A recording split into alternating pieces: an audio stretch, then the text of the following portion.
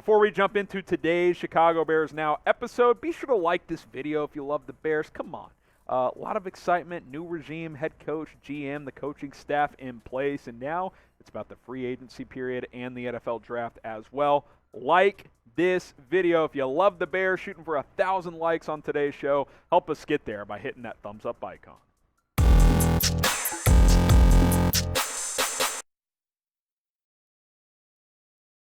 You're watching Bears Now by Chat Sports. I'm your host, Harrison Graham. Today I've got my 5-step process for a perfect offseason for the Chicago Bears. Not necessarily in order, these 5 steps, which we'll get to shortly, but I think these are 5 areas which, if they are addressed, this could be a playoff team in 2022, and quite frankly should be if these things are all executed, which could be difficult, of course.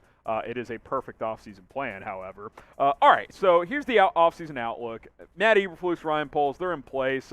Poles has his assistant GM. We'll see how he fills out the rest of that front office. Eberflus has his coaching staff in place. Bears currently around $30 million in cap space, but really over around $40 million because they have several futures contracts that they can just cut and get that money back if they want to.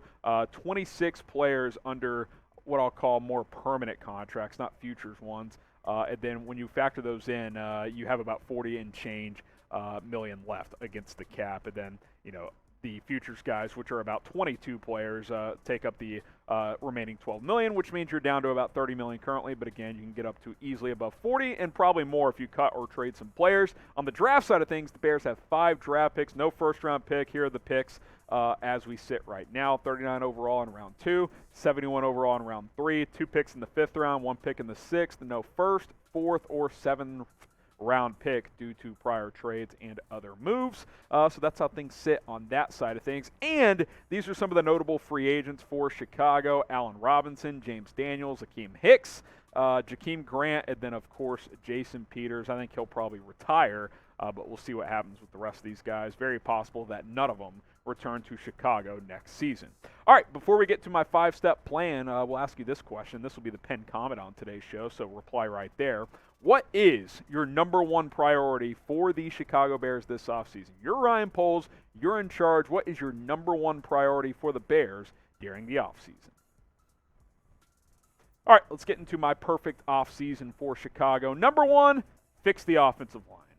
Whatever that approach is, fix it. Now, I'm not saying it's got to go from being one of the worst to one of the best in 1 year, but it's got to go from being a bad unit to at least a league average unit. Be top 20, top 15 if you can. I mean, that's really what you got to be shooting for because you look at this group across the board. Again, I don't think Jason Peters is back. Tevin Jenkins, Larry Borum, how do you view those guys? Is Jenkins a left or right tackle? Who knows? James Daniels is a free agent. Sam Mustipher, an exclusive rights free agent. I don't think he can start. Could Cody Whitehair be a center? Do the Bears view him as a starter? He did not play well this past season. You look at it across the board, nothing's a guarantee here. I'd like to think Tevin Jenkins is a for sure starter, but who really knows how this new regime views him?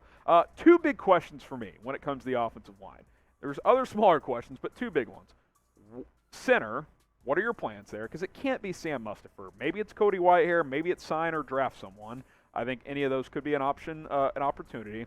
And then where does Tevin Jenkins play? Assuming they think he's going to be a starter, which if not, that really sucks because the Bears traded assets to go get him last year. Is he a left tackle? Is he a right tackle? Where does he play? You figure those things out, then you start worrying about the rest. If Jenkins is a right tackle, go draft or sign a left tackle. If you need to draft a center, do that, and you go from there. So offensive line, fix it. That is priority number 1, in my opinion, this offseason. Now, where should Tevin Jenkins play, in your opinion? Type LT for left tackle. Type RT for right tackle. I don't care. I just want to know what you guys think. I thought coming out of college he was more of a right tackle. He said late in the season he likes left tackle more. Who knows how Ryan Poles and Matt Eberflus view him. Get your votes if you are in charge. Left tackle or right tackle. And wherever it is, he needs to protect Justin Fields. And if you want to rep Justin Fields, you can by getting his jersey today at chatsports.com/FieldsJersey. The link is in the comments in the description. Tons of different ones available, different sizes available, I should say. chatsports.com/FieldsJersey. Go pick up QB1's jersey today and rep him next season. Speaking of Justin Fields, as we continue through our Bears perfect offseason, get Fields another weapon, but really probably weapons, but for sure a weapon that you can rely upon. Look at this receiver core, okay? Yeah, you've got Darnell Mooney, and that's nice. I think he's a real piece moving forward. I'm not sure if he's a true number one yet, but I like him. Allen Robinson, I don't think he returns. Marquise Goodwin, Damiere Byrd are free agents. Maybe you bring back one. Both are speedy, fast players. I think they could be utilized as number 3 or number 4 type receivers. I don't think both will be back, but we do know that Eberflus and Ryan Poles do value speed, so maybe you bring one of these guys back, both helping that department. Does Daz Newsome do something in his second year? Maybe. Do you bring back Jakeem Grant? I'd be open to it, but again, he's probably more of just a gadget guy. You need a proven weapon at wide receiver. So think about the guys who are going to be available this offseason in NFL free agency, and we'll get to those here in just a second here, but you got to get someone for Justin Fields. You look at these guys here, obviously Devontae Adams, that would be the pipe dream. I don't think it's very realistic, but you never know. Chris Godwin, coming off the ACL tear, I think he's the type of receiver that would mesh perfectly with Justin Fields. Mike Williams, he's not super fast. Is he too similar to Allen Robinson, who I don't think will be back? Maybe, maybe not. OBJ, if he didn't tear the ACL, I'd really love that idea, but now I tend to think he's not going to be ready for week 1, so that's a little lukewarm for me. Then you get into these guys, and I think these could be some of the players who are more of a possibility, especially 6 through 9. Michael Gallup, yes, there's the ACL tear, but he's a young player who runs good routes. Juju Smith-Schuster coming off a shoulder issue, but I think you could get him for a pretty decent deal. DJ Chark in Jacksonville, I think he's a big physical player that can do some things. Christian Kirk is a speedy guy. AJ Green, probably not, probably too old, but I thought I would mention him as well.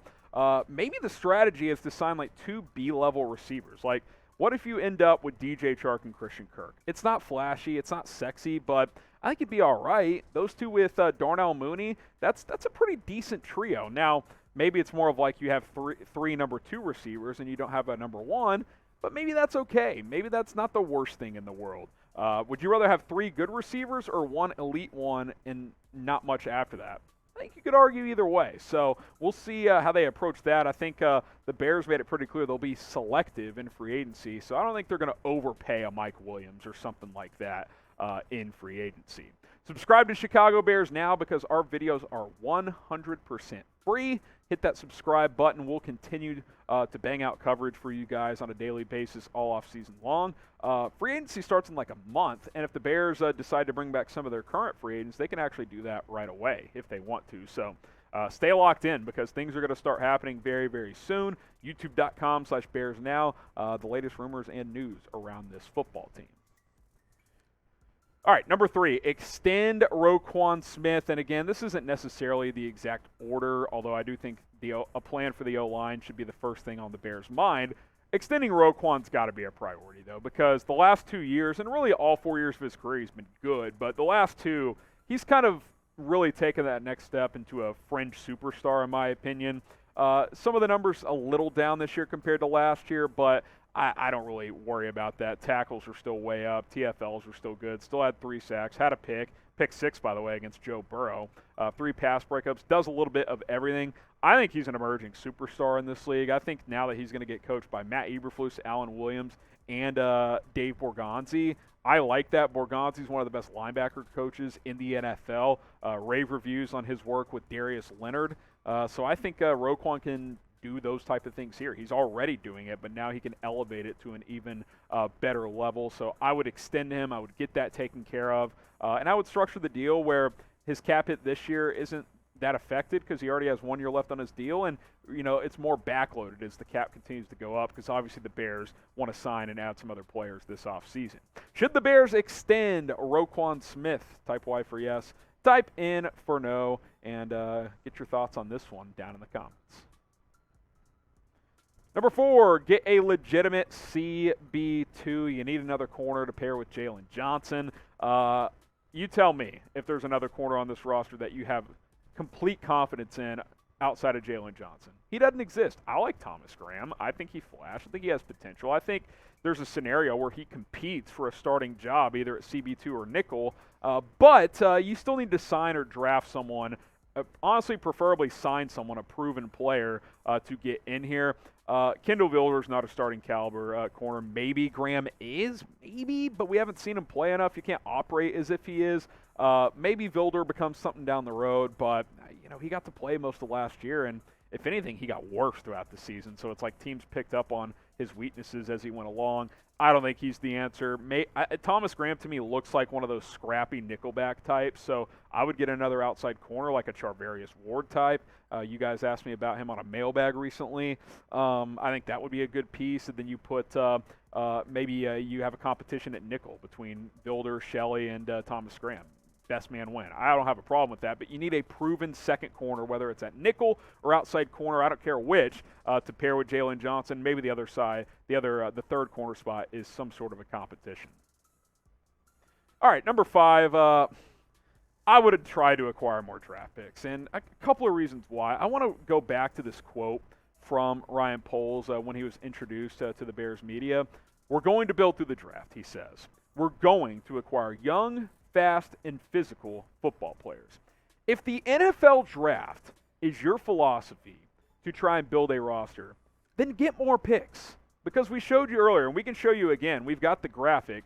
The Bears only have 5 of them this year. Now, I'm not saying you just sacrifice this entire season by trading all your talented players to get draft picks, but I am saying you should be opportunistic to try and go from 5 draft picks to 7 or 8. I would try to do that. Now, again, I'm not forcing it. Maybe it's as simple as trading down from your second-round pick. Maybe you pick up an extra third in the process and a later second, something like that. I think there's different ways to do it, but there are guys on this roster that could get you something. I don't know how much Nick Foles will get you. Maybe get you a day 3 pick. David Montgomery, could you get a day 2 pick for him? Not saying I would trade him. I'm saying I would take calls if people are calling. You should always answer the phone. That's what I've learned covering this sport.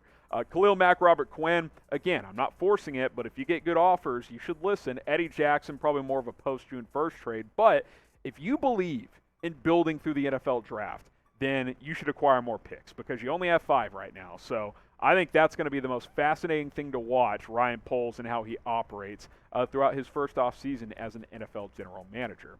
All right, we'll ask you again. We asked you to start this video. Remember, reply to the pinned comment here. What is your number 1 priority for the Bears this offseason?